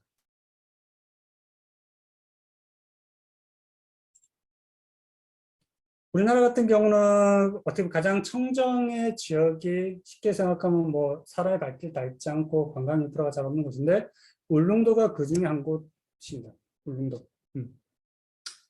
이 사진은 제가 2014년도에 갔던 곳인데 그때 당시에 이제 모 방송국에서 와서 예능을 하고 갔던 장소 중에 하나입니다. 하나고 뒤에 있는 것 같은 경우는 횟집입니다. 횟집인데 이것을 보고 경락을 한 것 중에 하나인데 횟집인데 자연산만 팔아요. 어떤 자연산? 이런 자연산입니다. 여기는 식당과 음식을 만드는 곳과 화장실과 기타 등등이 다 연결돼서 그 나머지가 다 어디로? 바다로 내려갑니다. 거기서 잡은 물고기를 관광객한테 자연산입니다 하고 판매를 하죠. 지금은 사라졌습니다. 사라졌는데 그때 당시에 이 건물 보고 이 장사하는 거 보고 참 충격을 받았는데 지금도 바닷가에 이런 형태들의 여러 좀 상업적으로 하시는 분들이 좀 있죠. 근데 이런 것들이 작지만 어떻게 보면 모여서 큰 오염의 시작이 되는 거죠. 오염의 시작. 해양 오염 같은 경우는 여러 의미가 있는데 가장 최악의 오염 같은 경우는 우리나라에 있었죠. 태안에서 이제 몇 년 전에 있었는데 기름 같은 경우는 분해되려면 어마어마한 시간이 필요하고 노력이 필요하고 관리가 필요합니다. 우리 눈에는 사라졌지만 다 정리하고 했지만 사실은 사라진 게 아니라 그 땅 밑으로 흙 속으로 뻘 속으로 다 스며들었죠. 몇백만 년 동안에 만들어진 이 기름이 공기와 만나서 어떤 역할을 할지는 아무도 모르죠. 그 나쁜 예는 아주 많이 나오는데 눈에 보이지 않는 데서 이게 사라진 게 아니라 몇십 년 동안의 영향을 꾸준히 시킨다는 거죠. 해양 생물이든 인간이든.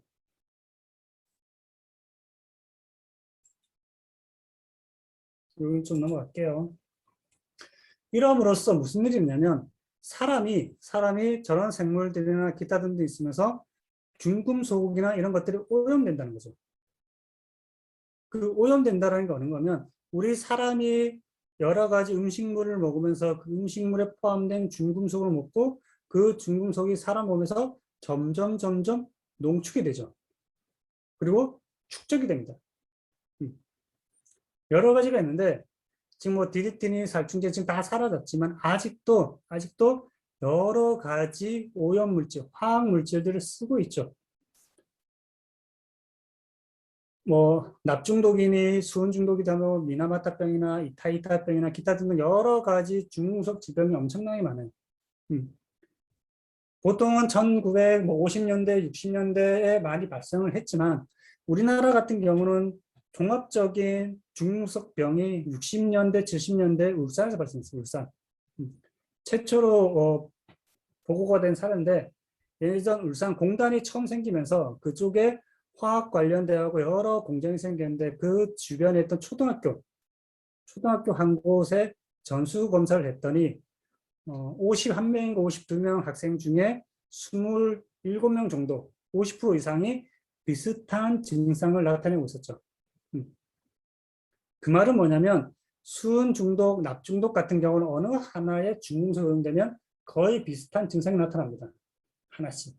근데 우리나라 같은 울산 그 지역에서 발생된 이 중금속병은 수은 중독 같기도 하고 납 중독 같기도 하고 기타 등등 여러 가지의 그 증상들이 한꺼번에 나타납니다. 그래서 그때 당시에 복합적인 중금속 오염으로 해갖고 생긴 질병이라는 게 나오는데 그때 당시는 제대로 조사도 안 이루어지고 뭐 보상은 당연히 안 됐죠. 그런 식으로 해갖고 흐지부지 넘어가다가 최근에 다시 이슈화가 되고 있죠. 하지만 그때 당시 어떤 자료가 없기 때문에 많은 오류가 있을 수밖에 없다는 거죠. 그래서 우리나라도 이 중금속 오염에 대해서 결코 찾는데 중금속 관련돼 갖고는 우리가 먹는 음식이나 기타 등등에 계속 우리가 모르는 사이에 우리 몸에 계속 축적이 되고 있습니다. 그렇게 되고 있어서 그에 따른 우리가 예방이나 기타 등등은 우리가 어떻게 할 수 있는 문제는 아니지만 그걸 최소한에 줄이고 그리고 들어온 중금속을 조금씩은 배출할 수 있는 것은 여러 가지 음식으로 가능합니다. 이게 대표적으로는 뭐 아까 얘기 드렸던 미역, 다시마, 찐덕찐덕한 어떤 해조류들을 먹으면 몸속에 되는 걸 조금씩은 배출이 가능하다는 것이죠. 스텔레오 같은 경우는 뭐 아까 잠깐 드렸는데 사람에 의해서 최근에 멸종된 생물 중에 하나입니다. 너무나 온순하고 하지만 맛이 좋은 생물이었지만 사람에 의해서 무분별하게 남획되고 거의 다 멸종돼서 지금 한 마리만 박제된 상태에서 유럽에 남아있을 뿐입니다. 이 스텔라 헤어가 왜 이렇게 나와 있냐면 이때 당시 1700년대에 유럽에서 아주 곽강받는 어떤 제품이 있었습니다. 이 귀족이나 돈 많은 사람들이 돈을 많이 자랑하려고 뭘 했냐면 그때 당시에 대항해 시대, 한마디로 식민지가 엄청나게 발달되어 있고 뻗어나갔을 때 그 식민지에서 수입하는 게 뭐였냐면 고가의 아니면 좀 약간 사치스러운 제품 중에 향신료가 있었어요. 향신료. 부추나 카레나 기타 등등들이 엄청나게 비싼 가격으로 들어왔는데 이것도 누가 썼냐? 일반인이 아닌 귀족들이 많이 썼습니다. 이 스텔라 헤우 같은 경우는 식토이 되면 우리가 뭐 소를 우리가 먹든지 하는데 전체를 먹지 않고 가장 비싼 부위만 먹고 버립니다. 버림으로써 얘네들을 단 20년 만에 멸종을 시켜버렸습니다. 지금 현재는 볼 수가 없는 해양생물이죠. 그래서 우리 이 쓰레기는 많이 들으셨을 거예요. 이제 많이 들으셨는데 좀 전에 보였던 그 해양생물은 사람에 의해서 사람의 어떤 여러 사치에서 사라졌다면 지금의 해양생물들은 우리가 행동하고 우리가 버리는 그리고 우리가 원하는 어떤 것들 때문에 사라지고 있는 겁니다. 우리 같은 경우는 지금 바다 코끼리 사자들 보면 그물이나 많이 걸려있으면 얘네들은 스스로 빠져나가지 못합니다. 어릴 때 걸렸을 때는 큰 문제가 안 되는데 얘네들이 점점 자라면서 그물들이 목을 파고 들어가는 거죠. 그래서 이런 해양생물들이 매년 바다 새 같은 경우는 200만 마리, 포유류는 10만 마리가 매년 죽고 있다는 것이죠. 플라스틱은 하도 많이 들으셔서 그렇다면 얼마나 작게 어떻게 우리가 먹는지 우측에 있는 이 조그마한 것들이 뭐냐면 머리카락보다 더 작은 애들입니다. 더 작은 애들인데 그 안에 녹색으로 보이는 것들이 플라스틱입니다. 지구상에서 사람들이 만든 플라스틱은 어떤 식으로든지 남아있습니다. 태우지 않는 이상. 그 말은 뭐냐면 플라스틱을 만든 지가 100년 내에 된다면 플라스틱은 300에서 500년이 돼야지 썩어서 사라집니다. 그 말은 뭐냐면 지금 보인 것처럼 머리카락보다 작은 생물한테도 저렇게 조그만 플라스틱이 남아있다는 거죠. 그렇다면 저 플라스틱을 누가 먹냐? 조그만 물고기, 또 더 작은 물고기, 그걸 먹는 터 물고기, 그리고 우리가 먹는 대구, 명태, 뭐 정어리, 아니면 고등어, 참치, 얘네들이 쟤네들을 먹고 몸속에 축적을 시킵니다. 그걸 우리가 먹게 되면 어떻게 되냐면 저것들이 몸에 들어와서 우리도 똑같이 쌓인다는 거죠. 이런 것들을 많이 보셨을 거예요. 우리가 쉽게 바닷가에서 먹고 버리는 그런 것들이 다 다시 어떻게 우리한테 다 돌아온다는 거죠. 그것도 치명적으로 시간을 두고 뭐 이런 것들을 많이 보셨으니까. 스티로폼 같은 경우는 최대 500년, 500년 정도 걸려야지 썩을 수 있습니다.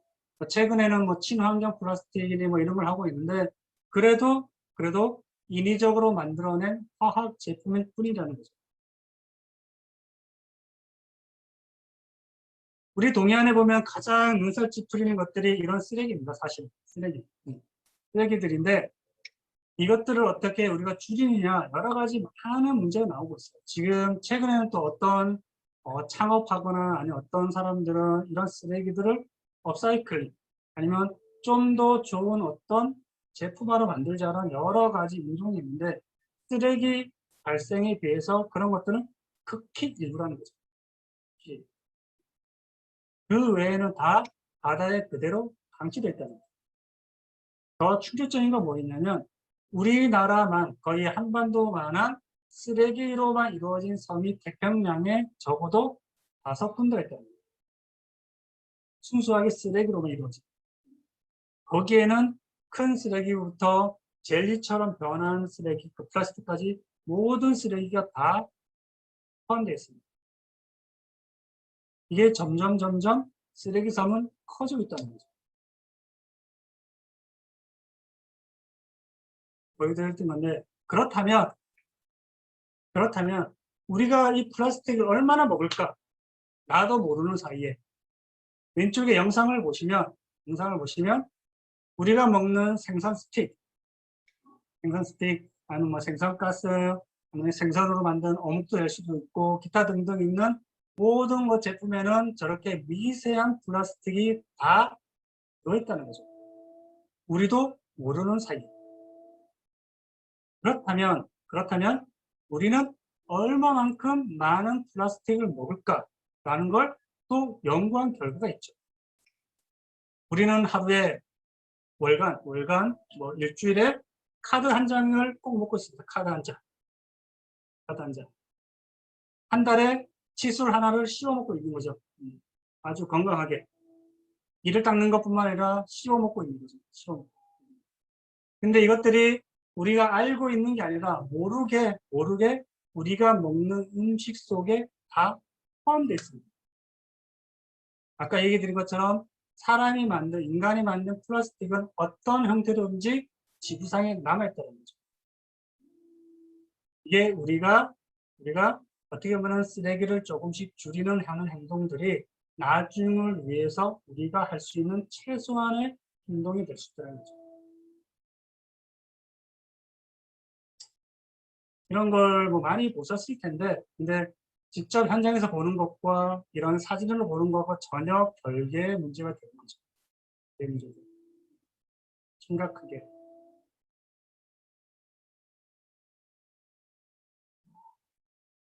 이제 뒤에 우리가 약간 사람들에 대한 인식이 있는데 좀 잘못된 정보들이 좀 있습니다. 쓰레기나 아니면 해양생물에 대한 플라스틱이나 이런 것들이 여러 가지가 있는데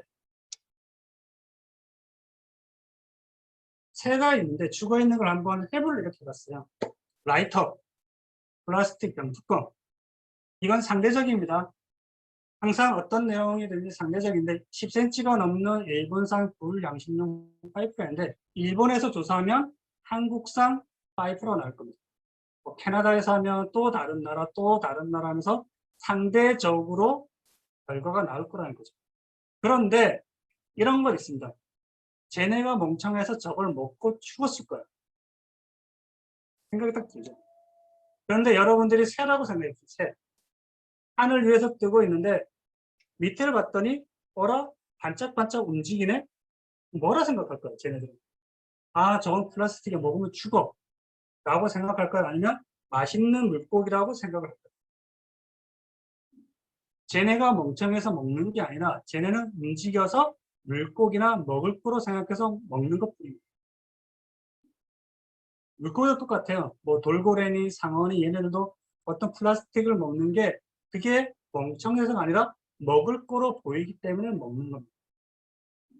쟤네들도 그게 플라스틱만 먹지 말아야지 당연히 알겠죠.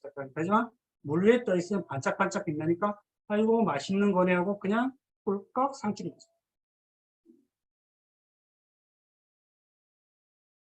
그래서 뭐 여러 가지 있죠. 이렇게 일본계 어떤 님 아까 말한 것처럼 항상 상대적이라는 거, 상대적인 거.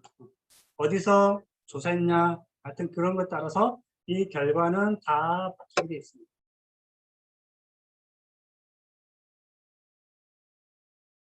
개인적으로 최근에 방송 트렌드가 여러 가지가 있는데 낚시하는 프로그램 너무나 많이 나옵니다. 근데 그 프로그램들은 그 사람들이 가서 즐기는 거지만 그걸 보는 우리 일반 시민이나 다른 사람은 나도 가서 잡아야지. 나도 가서 해야 되겠지. 그런 것들이 해양생물이나 기타 등등 우리 아니면 자식들일 수도 있고 기타 등에는 모든 여러 우리 주변한테 영향을 미친다는 거죠. 나 하나쯤이야. 함으로써 그 행동이 또 다른 나비 효과를 일으키면서 다른 해양생물, 나아가서 사람한테도 영향을 미친다는 거죠. 제일 무서운 게 이겁니다. 사실은. 그리고 해양에 버려지는 쓰레기의 60에서 70%는 사실은 물고기를 잡는 어구와 어망, 기타 부속입니다. 우리 이런 말도 나왔을 거예요. 플라스틱 빨대를 쓰지 말자. 이게 해양을 오염시키니까 그래봐야 이거 많은 양이지만 0.1에서 1%도 안 됩니다. 해양 쓰레기 중. 하지만 60% 정도가 뭐냐? 물고기를 잡는 그물입니다. 어구가. 이 그물의 역할은 뭐냐면 지금 사진에서는 이 그물이 보이는데 이 그물은 바닷속에 들어가면 물고기한테 보이지 않는다는 거죠. 우리 동해안에서 가장 많이 쓰는 그물이 이 자망이라는 겁니다. 물고기가 지나가는 길에다가 딱 쳐놓고 물고기한테 보이지 않기 때문에 물고기는 지나갑니다. 거기서 걸리는 거죠.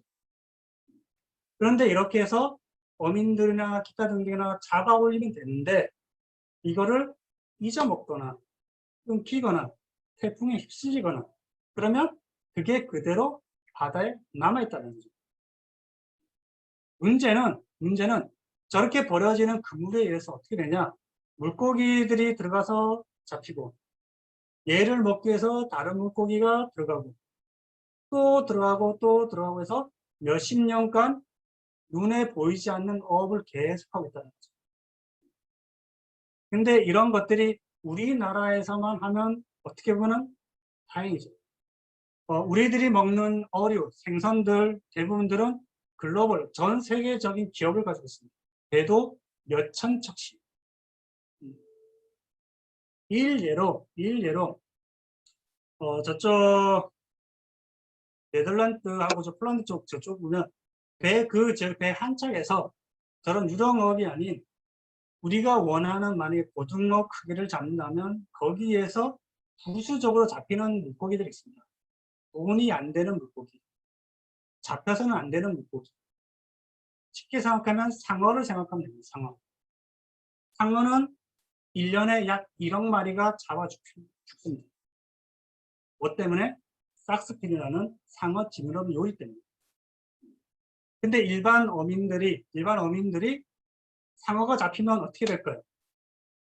잡지 못하게 돼 있는데. 그러면 어떻게 한다? 잘 돌려보내줘야 되겠죠. 하지만 그물에 잡히는 순간 거의 다 물고기든 죽습니다. 그러면 걸리면 안 되니까 어떻게? 바다에다 그냥 버립니다.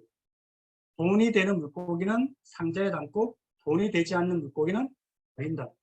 그렇게 해서 버려지는 물고기들이 1년에 조그마한 어떤 어촌에서도 1억 마리 이상이 된다고 합니다. 이게 바닷속에 버려진 그물과 어부 어망입니다.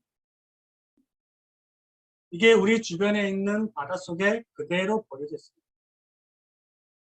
저런 것들이 하루에, 한 달에, 1년에 얼마나 많은 해양생물을 죽일지는 아무도 모른다는 거죠. 다행히 우리나라에서는 저런 폐그물이나 폐어구를 수집, 없애는 쓰레기 수거하는 배를 만들어서 운영을 하고 있습니다. 근데 하지만 그 양은 버려지는 양에서 극히 적다는 거죠. 우리나라 같은 경우는 저렇게 버려지는 양이 우리나라만 약 60만 톤 됩니다. 60만 톤. 수거되는 양은 그 중에 약 1%도 안 된다고 봅니다. 그 나머지는 다 바다에 저렇게 그대로 남아있다는 거죠. 이 조그만 어구에 물고기가 몇백 마리가 들어가 있습니다. 이것도 똑같이 아까 말한 것처럼 쟤네가 멍청한 게 아니라 쟤네는 먹이를 먹으러 들어갔다가 갇히고 또 먹이를 들어갔다가 갇혀서 빠져나오지 못하는 거죠. 한마디로 사람이 내버리지 않았지만 사람에 의해서 만들어진 어구에서 유령처럼 계속 잡히는 게 저런 역할입니다. 그게 가장 무서운 것 중에 하나죠. 이게 상어들입니다. 상어들. 아까 얘기 드린 것처럼 지느러미를 자르고 버려진 상어들입니다.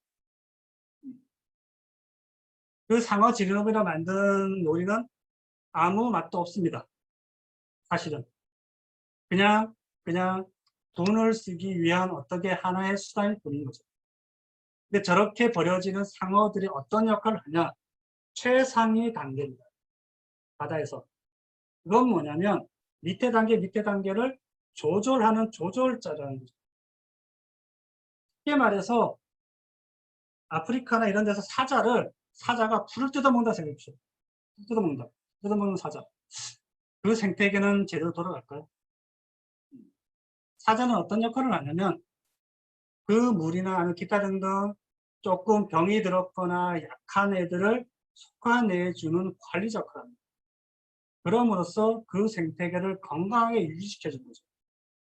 바다에서도 최상위 있는 애들은 적당하게 속아내주면 하는데 그 최상위를 없애버리면 어떻게 될까요? 우리 고등어를 잡는데 상어가 잡힌다? 상어를 죽여서 버리겠죠. 고등어를 잡아먹으니까. 그러면 고등어가 많아지는 건 좋겠다 하지만 반대입니다. 고등어가 많아지니까 그 밑에 단계의 정어리가 사라지겠죠. 정어리가 사라지니까 그 밑에 어떤 조그만 멸치가 많아졌다. 그 밑에 또 다른 것들이 작아지면 나중에는 어떻게? 반대가 됩니다. 피라미드. 밑에가 단단해야지 밑에가 건강해지는데 이 반대로 점점 되면 그 생태계는 파괴가 된다는 거죠. 적절한 조절이 돼야 되는데 특히나 이 바다에 있는 부수 어획이라는 것처럼 글로벌 기업들은 몇천 척을 가지고 대선단을 꾸려서 전 세계에 있는 물고기를 잡고 있습니다. 거기에서 돈 되는 것과 돈 되지 않는 것들. 이게 바다에 있는 해양 생태계를 엄청나게 파괴시키고 있다는 거죠. 우리 사람이 맛있는 걸 먹기 위해서. 아까 얘기 드렸죠. 우리가 있는 온실가스 이런 거는 뭐 다 알듯이 바다의 역할은 우리 온실가스 제거할 수 있는 한마디로 하면 완충제입니다. 완충제. 공기 중에 있는 이산화탄소나 메탄 이런 것들을 싹 수집해서 물속에 있는 해조류나 조개 같은 딱딱한 껍질을 만드는 거에서 보관한 다음에 얘네들 다시 환원시키는 건데 이게 점점 깨지고 있다는 거죠. 그래서 최근에는 어떤 해양생물을 보면 껍질 두께가 두꺼워야 되는데 점점 얇아지고 있다는 어떤 연구 결과가 있고요. 이런 것처럼 사막화가 엄청나게 지금 현재 되죠. 동해안부터 울릉도, 제주도, 남서해안, 우리나라의 한 50%에서 60% 정도는 사막화, 백록음이 이루어졌다고 보고 있습니다. 그러면서 국가에서는 몇 천억을 들여서 바다에 숲을 만드는 해중립 사업을 하고 있죠. 하고 있지만 그게 당장 효과를 볼지는 미지수고, 이게 지속적으로 되면서 아주 오랫동안에 이런 것들이 이루어져야지만 그 효과를 볼 수 있다는 것이죠. 이게 대표적인 겁니다. 여기서 보시면 빨갛게 된 게 사막화가 이루어지고 있다는 것이죠.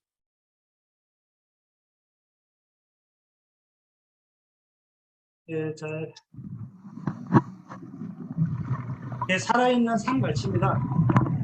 산갈치인데,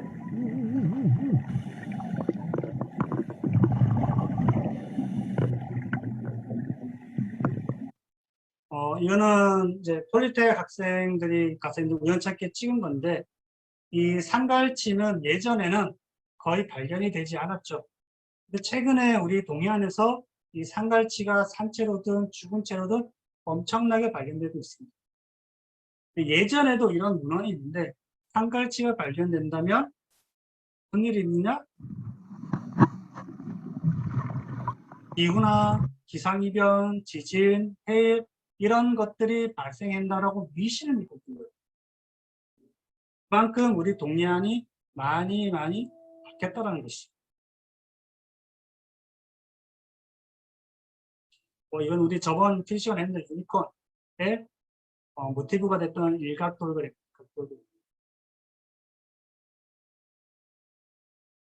그래서 이런 것들을 어떤 단기간에 짧은 시간에 돈을 벌기 위한 것들이 아주 많죠. 하지만 이런 것들이 나중에는 바다를 점점 황폐하게 만든다는 거죠. 이거를 어떻게 관리하고 있느냐, 어떻게 지속을 하게 만드느냐는 다 온전히 우리들 몫이라는 거죠.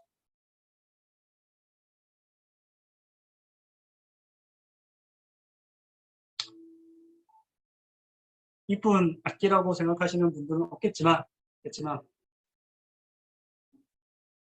이렇게 만드는 건 다 하고 싶다는 사람이 있다는 거죠.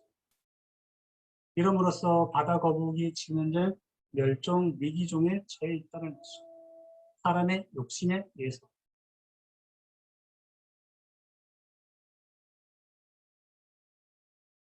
그래서 배알들은 단순합니다. 우리가 거창하게 하는 게 아니라 그냥 바다를 좀 더 우리가 가까이 가고 생각을 해보고, 그리고 우리가 아주 사소한 거지만 변화를 주게 된다면 그게 나중에 차후에는 우리한테 당연히 돌아오게끔 돼 있다는 것이죠. 그런 것들을 좀 더 이번 시간을 통해서 생각을 하게 만드는 게 어떻게 보면 이번 강의의 목적이 될 수도 있다는 것이죠. 바다에 대해서 조금 생각할 여지를 준다는 거죠. 그래서 지금 이것도 사실은 보신 분들도 있겠지만 이것들이 지금 동해안에서 사라지고 있습니다. 냄새나고 더럽고 기타 등등 있는데 사실은 이것들이 지금 현재는 거의 볼 수 없습니다. 이렇게 나온다는 것은 바다가 건강했다는 거죠. 근데 지금은 파도가 치거나 태풍이 와도 전혀 이런 것들을 볼 수 없다는 이유는 바다가 망가지고 있다는 거죠. 알게 모르게 점점. 그래서 지금 얘기 드린 것처럼 조금만 관심을 가져준다는 것에 대해서는 어떻게 보면 바다에 대해서 큰 우리가 할 수 있는 행동이라고 보고 있습니다. 마지막으로 이렇게 멋진 바다를 우리가 위해서 조금만 노력을 해봤으면